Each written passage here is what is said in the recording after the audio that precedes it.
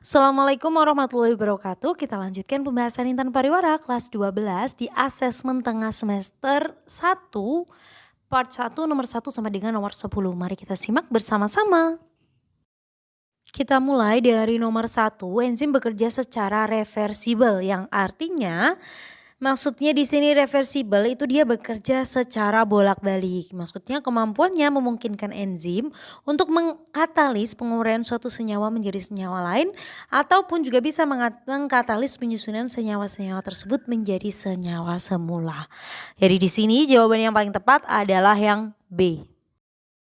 Nomor 2, dalam proses metabolisme, enzim dapat mempercepat reaksi kimia karena enzim mampu untuk, jadi enzim itu bisa mempercepat reaksi kimia dengan cara mengurangi energi aktivasi. Jadi energi yang digunakan untuk mengaktifasi itu akan lebih sedikit. Jadi energi yang digunakan untuk memulai suatu reaksi kimia itu lebih sedikit dibandingkan dengan tanpa adanya bantuan enzim. Maka di sini jawaban yang paling tepat adalah yang D. Nomor 3, perhatikan gambar berikut. Nama teori tentang cara kerja enzim pada gambar beserta penjelasannya adalah, jadi gambar di soal ini kan menunjukkan gambar log NK nih, salah satu cara kerja enzim. Jadi ada dua nih, ada log NK sama teori induksi. Nah untuk log NK itu menjelaskan bahwa enzim itu diumpamakan sebagai gembok karena memiliki sebuah bagian kecil yang dapat berikatan dengan substrat. Nah bagian itu disebut dengan sisi aktifnya. Jadi substratnya itu diumpamakan sebagai kunci yang dapat berikatan dengan pas sama sisi aktifnya enzimnya. Oke, maka di sini jawabannya yang paling tepat adalah yang A. Nomor 4, komponen penyusun enzim terdiri atas komponen protein dan komponen bukan protein. Bagian enzim yang bukan protein terdiri atas, jadi enzim kompleks atau disebut dengan holoenzim itu kan tersusun dari komponen utama yaitu bagian apoenzim atau bagian proteinnya dan bagian non proteinnya atau disebut dengan gugus prostetik. Nah kalau apoenzim sendiri itu dia bersifat termolabil dan tidak tahan panas sehingga dia itu sangat mudah untuk terdenaturasi. Sedangkan yang gugus prostetik itu lebih ke termostabil atau tidak mudah rusak karena panas.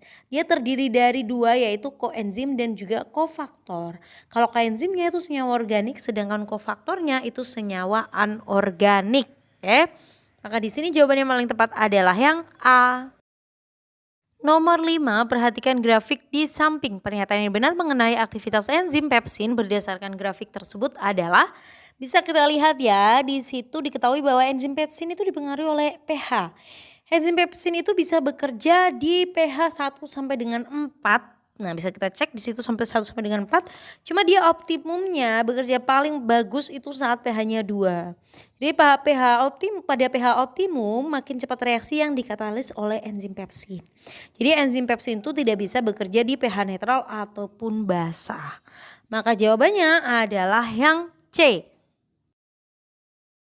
Nomor 6, grafik berikut yang menunjukkan hubungan antara konsentrasi enzim dengan kecepatan reaksi adalah, jadi makin besar konsentrasi enzim itu kan akan meningkatkan kecepatan reaksi.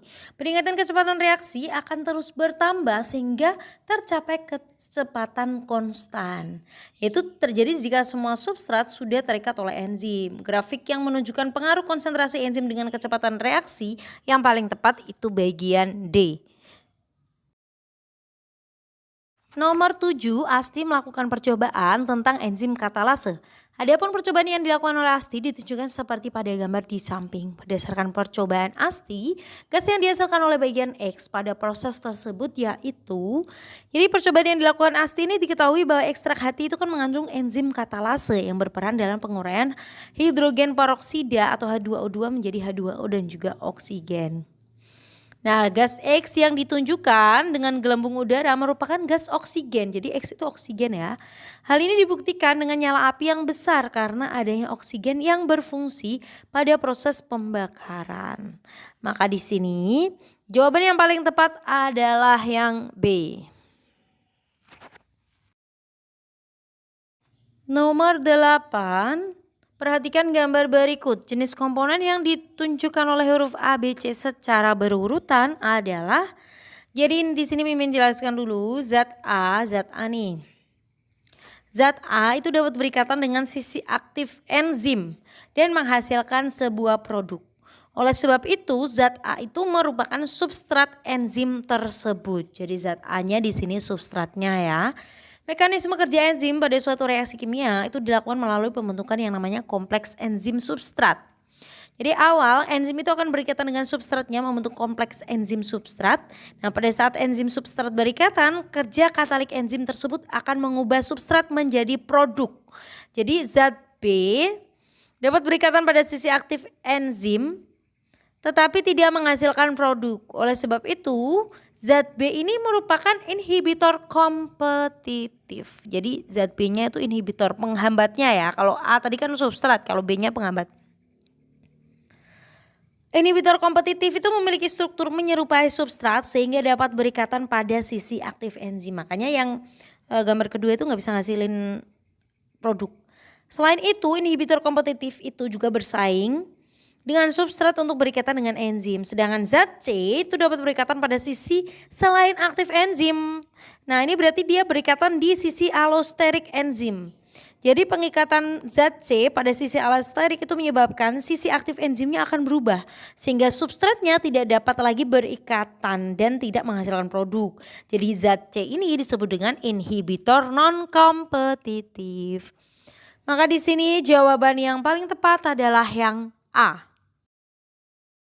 Nomor 9, sekelompok peserta didik melakukan percobaan untuk menguji aktivitas enzim katalase terhadap larutan H2O2 menggunakan potongan hati ayam segar.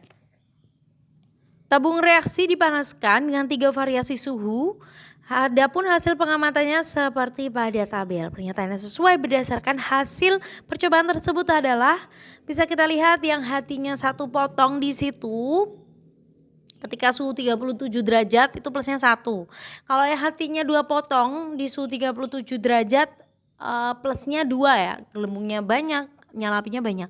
Nah di saat 3 potong, nah ini sangat lebih banyak lagi nih. Gelembungnya 3, nyala apinya juga 3.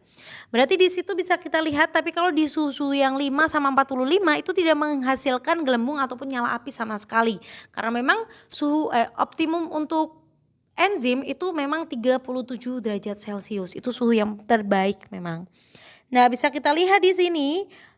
Jadi kerja enzimnya atau aktivitas enzim itu berbanding lurus dengan konsentrasi enzim. Jadi fokusnya di soal ini memang konsentrasinya ya.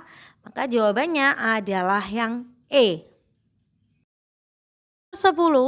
Pernyataan yang tepat terkait pengaruh aktivator terhadap aktivitas enzim adalah, jadi aktivator itu kan sebuah zat atau disebut dengan zat penggiat yang fungsinya untuk memacu atau mempercepat reaksi kimia yang dikatalisis oleh enzim.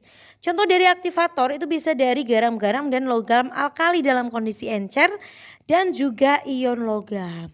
Jadi yang berikatan dengan kuat pada sisi aktif enzim sehingga menghambat aktivitas enzim serta dapat dihilangkan dengan penambahan substrat merupakan inhibitor yang kompetitif. Itu kalau inhibitor nih ya. Kalau aktivator itu jadi dia lawannya dari inhibitor. Kalau inhibitor menghambat, kalau aktivator itu justru meningkatkan kerja enzim.